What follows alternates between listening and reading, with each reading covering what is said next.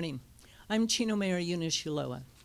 I'm here today on behalf of the Chino community to call on the state of California and the California Department of Corrections and Rehabilitations, or CDCR, to remove these condemned inmates from our community and fix this prison.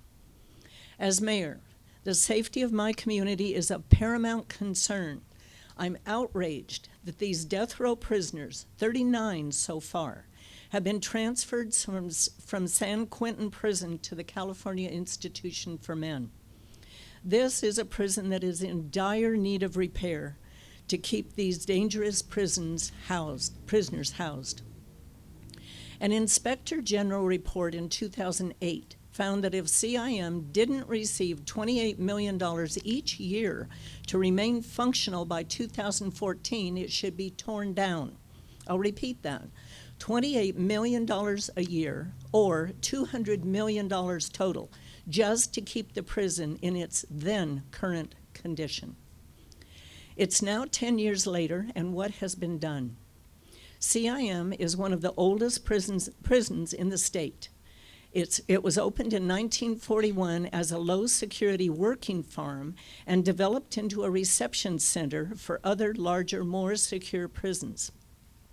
Today, it is woefully underfunded and overcrowded with a 138% occupancy rate as of May 1st, according to the CDCR website. To think this prison can successfully house the worst of the worst criminals in our state is wrong. CIM has a history of escapes, with the most recent one being in 2018. And let us not forget about the Kevin Cooper escape and brutal murders, which is a scar on our community's heart that we all still feel decades later. Having lived in Chino for many years, I have seen our community grow around this prison. Flourishing neighborhoods, thriving businesses, educational institutions, and a community park are just a stone's throw away from CIM. This prison is just as much a part of our city as anything else. This should be all the more reason to keep these death row inmates out of our community, or fix this prison to the point where we can be sure they cannot get out. In addition, these transfers occurred without any proper notice from the state. In fact, we only learned about these transfers from an offhanded comment at the end of our regular Community Advisory Council meeting just a few weeks ago. It was not even on the agenda for that meeting. This flippant circumvention of local control has been a hallmark of Sacramento for years. Only this time, it has put our community in undue danger. Since learning about this transfer, we have contacted the community and local media to spread the word. We have also created a petition on our website, cityofchino.org/CIM, for Chino residents to voice their concern about this issue. In just over a week, we have gathered nearly 1,000 signatures, with more signing our petition every day. Make no mistake. The Chino community is behind us every step of the way. Enough is enough. Transferring these high-security death row inmates to CIM is like fitting a square peg into a round hole. The time is now for CDCR to remove these inmates or fix this prison. Now I'd like to welcome Chino Hills Mayor Cynthia Moran.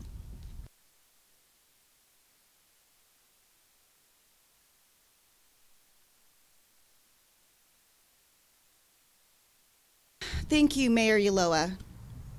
As Mayor of Chino Hills, we stand united with the City of Chino in our outrage over these inmate transfers and our commitment to prioritizing the safety and well-being of all of our Chino Valley residents.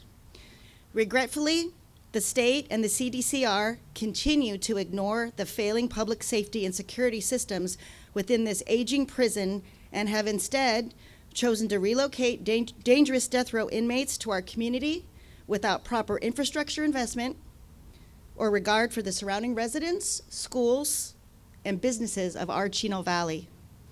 Well, we were unfortunately made aware of the transfers over 2 months ago after they initially began. Our cities of Chino and Chino Hills have been resolute in addressing this issue. We have communicated with our concerns and recommendations to Governor Gavin Newsom, and we have asked our legislators to assist us, and we have taken our concerns directly to representatives at the California Department of Corrections and Rehabilitation. In a letter to Governor Newsom, we called on him to remove the condemned inmates already housed at CIM effective immediately, and to cease sending additional condemned inmates to CIM.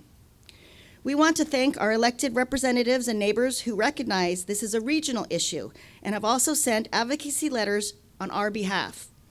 Those include Senator Kelly Sayerto, Senator Susan Rubio, Assemblyman Freddie Rodriguez, San Bernardino County Supervisor Kurt Hagman, and County Sheriff Shannon Dykes, and the City of Ontario. We encourage our residents to let their voices be heard and join us in expressing their concerns by sending their own letter. More information and a template for a letter can be found on our website at chinohills.org/CIM. Together with the City of Chino and our regional leaders, we've engaged in collective advocacy efforts aimed at influencing policy revisions within the CDCR. Just a few weeks ago, members of both city councils and I traveled to Sacramento to meet with state representatives and the CDCR Director of Adult Institutions, Ronald Bromfield. We extended an invitation for Mr. Broomfield to visit CIM and please witness firsthand the security concerns and decaying infrastructure. His visit would provide crucial insights into the urgency of our requests, and we are hopeful to see him in the Chino Valley soon. We emphasize that our goal is not the closure of CIM, but we advocate for the removal of condemned inmates and substantial investment in infrastructure upgrades. And our concerns are not unfounded. Recent security breaches prove the urgency of this action to safeguard our communities, schools, businesses from potential harm. Our state has not been forthcoming with stakeholders from the entire Chino Valley regarding the dangers that these measures pose, nor have they disclosed any mitigation measures which continue to erode our public trust by putting our communities at constant risk. While we understand that the CDCR is merely implementing the law, CDCR has a responsibility to protect the surrounding communities first. CIM was not designed and is not in the condition to house these dangerous inmates. Without adequate funding and general concern for our cities, CIM's condition will continue to deteriorate and pose greater risks to our community and families. Thank you for your time, and at this time I would like to introduce Chino Police Chief Kevin Mensen.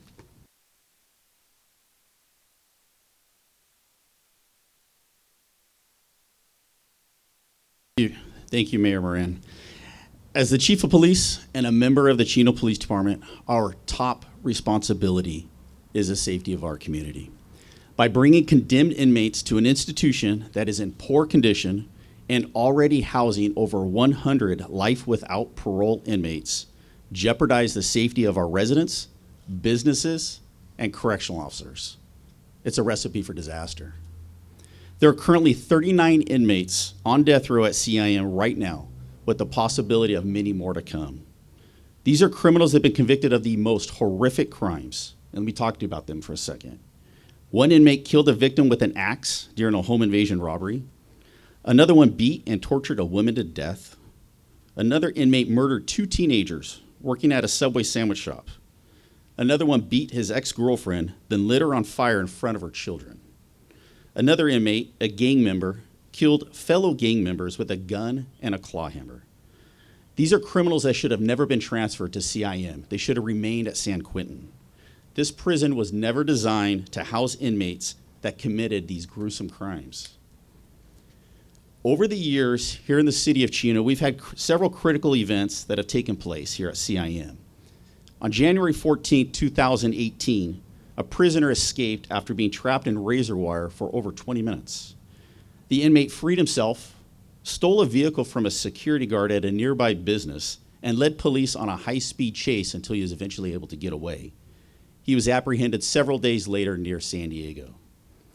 In a review of this incident, we found out the prisoner was able to escape from their housing unit, scale multiple barbed wire fences, break into the dive shop and put on a wetsuit, scale the perimeter fence, get hung up in razor wire between two man guards, all without being detected. The inmate was able to move freely about the prison complex due to a lack of security, technology, staffing, and lighting. It was also found that a shaker wire that would have alerted guards to the inmate climbing the fence had been defective for nearly 3 years. If we were to have an escape today, it would take over 40 police officers just to maintain a perimeter around the institution because of how large it is. This does not account for the officers that would be needed to help search for the escapee. This would deplete all law enforcement officers that would be available at the time from the Chino Police Department and would require us to call on a significant amount of resources from other law enforcement jurisdictions. This is not only a safety concern for the Chino Valley, but all surrounding cities. I've been in contact with my partnering police chiefs, with Sheriff Dicus and Sheriff Bianco, and we all share the same concern. Because if an inmate were to escape, it would affect all of our communities. We're all very concerned about this newly implemented program that we are not given any notice about. Thank you for being here. Next to call up now our San Bernardino County District Attorney, Jason Anderson.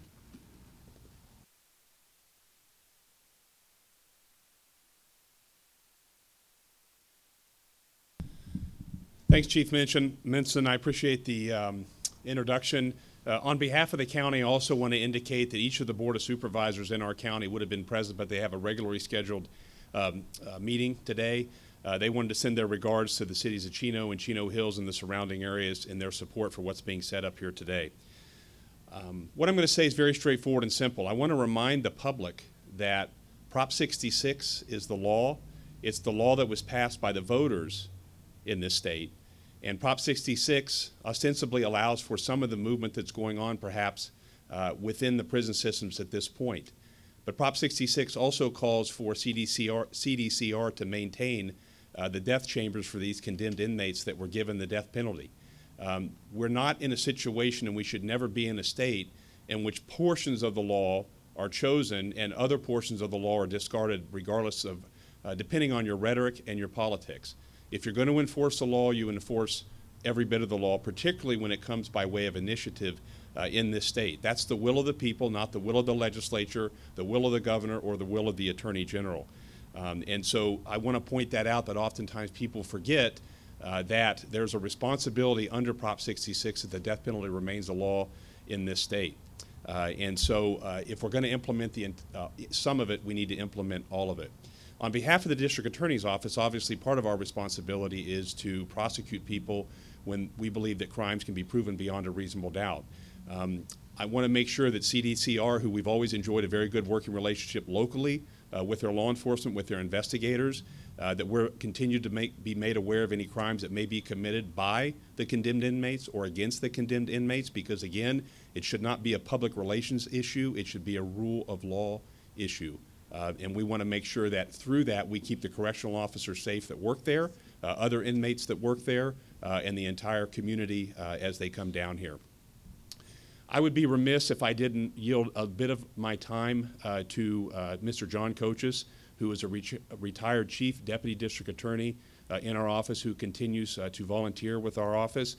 He was the prosecutor who over 30 years ago obtained a guilty verdict against Mr. Kevin Cooper, and he's here also to show his support not only for the community, but for Miss Mary Ann Hughes. John, if you could please come up. Good morning. As Jason pointed out, I've been working on the Kevin Cooper case from June of 1983 until the present time. For 41 years, I've witnessed the horror, the heartbreak, the sorrow that an escapee from the prison in Chino can bring to a family, to the Hughes family, to the Ryan family, to their friends, and to the community. It should have never happened, and it should never be allowed to happen again. Chino and Chino Hills are beautiful bedroom communities. They're filled with homes, schools, parks, playgrounds, and businesses. The distance from the wall of the prison to the closest home is less than half a mile. Death row inmates are the most violent, the most dangerous individuals that are housed in the state prison system. They're under a sentence of death, and they have little, if anything, to lose if they escape or try to escape. There are prisons in California, level 4 and even level 5 prisons, that have the walls, the security, and the staffing to maintain and make sure those individuals do not escape. CIM, unfortunately, is not one of those. And so we would urge the governor and the head of CDCR to move the inmates to a more secure facility so they never harm anyone in this community. Thank you. Thank you very much, John. I'd like to introduce Assistant Sheriff Travis Newport.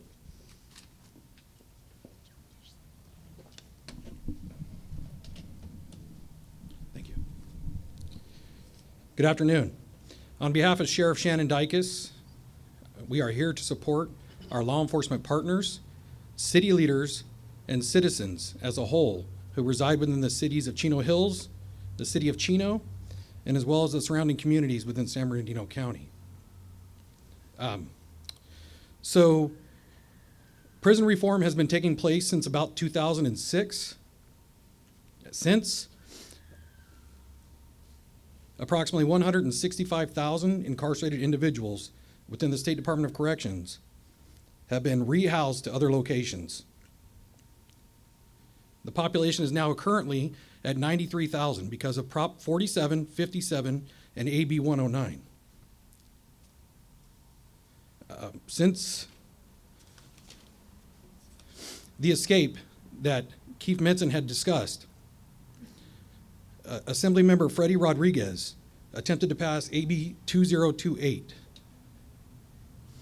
which required the CDCR to conduct a security inspection and audits in regular intervals, vetoed at that time by Governor Brown in 2018. The men and women of the San Bernardino County Sheriff's Department remain committed to serving the residents of San Bernardino County while maintaining that public safety is our #1 priority. And with that, we're here to support the cities. Thank you.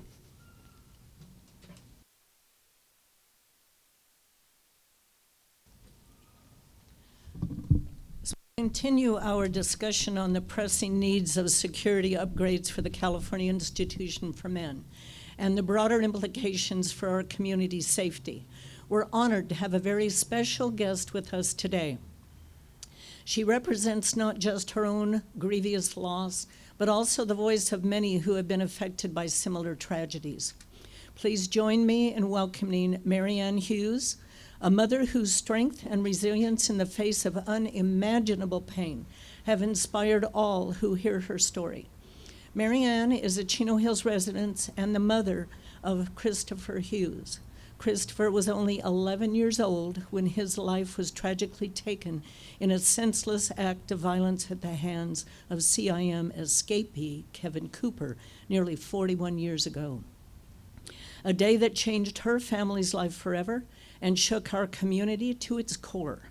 Today, she stands with us to share her perspective and remind us why immediate action is necessary. Marianne. You guys. I'm sure. Thank you. Hi. Some 41 years ago this June, my husband and I gave our son Christopher, who was only 11 years old, permission to go spend the night at a friend of his, Josh Ryan's. We weren't worried. Back in 1983, there wasn't a whole lot in Chino Hills area, and we felt pretty secure in our little haven of little horse ranches, and Chris's only thing was be home in time for church in the morning. Bad things didn't happen in Chino Hills until they do. The next morning, my husband, when Chris didn't come home for church, went up to look for them. Instead, he found our son Christopher, Doug and Peg Ryan, their daughter Jessica, butchered with ended up being an axe, an ice pick, Christopher's friend Josh was left with his throat slashed for dead. Bad things like this couldn't possibly happen where we live until they do. The man responsible for this was Kevin Cooper, an escapee from the Chino prison. He literally walked out. He hid in a house down the hill from where the Ryans live and came in that night looking for transportation out and killed all those people. Some say, how could he do it? There's so many people. Well, he certainly didn't have them all in one place at one time. The nightmare of what my child had to go through in his last moments will be with me forever. It was hard to believe that things like that could happen where we live until they did. Now the governor has decided that he is going to put an end to the death penalty, close down death row, and we're transferring all these inmates to other prisons where part of the, I believe it was the Proposition 66 that they talked about, said that these people should make reparations to their victims' families. Really? As if I would take that? That is blood money. Nobody ever asked us whether we'd be interested in that, and I doubt any other victim's family would be interested in that. The inmates that are at CIM that have been transferred from San Quentin are the worst of the worst. We don't casually give down the death penalty for just some crime unless it is so horrific that they've deemed that these individuals shouldn't live within our system, our country again.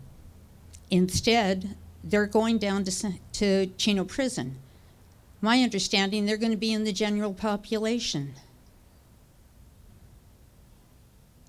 People need to wake up.